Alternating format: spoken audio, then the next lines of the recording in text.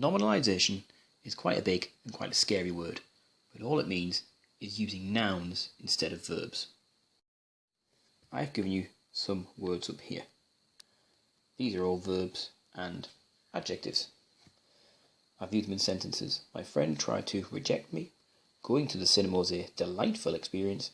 Entering the dentist's was an anxious moment, and I felt so hungry in the lunch hall. In these sentences, I've taken the words and turned them into nouns. So reject becomes rejection, delightful is delight, anxious becomes anxiety, and hungry becomes hunger.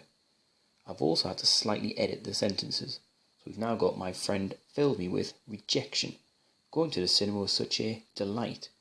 Entering the dentist's consumed me with anxiety, and hunger took over in the lunch hall. This is nominalisation.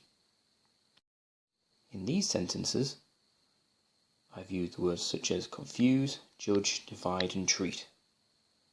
At the top here, I've already started to think which nouns would replace these when I try to use nominalisation.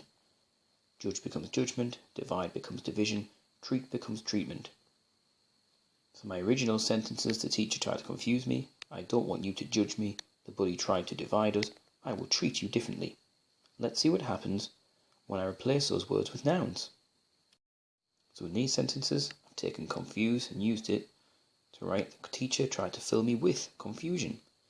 I've taken judge and used it to write I don't want you to make a judgment about me. I took divide and I've used it to write the bully tried to cause a division between us. And finally I took treat and used it to write I will give you different treatment. So all the words in red are nouns, and this is nominalisation. Could you use it in your writing? It will definitely make a difference if you try to use a formal voice.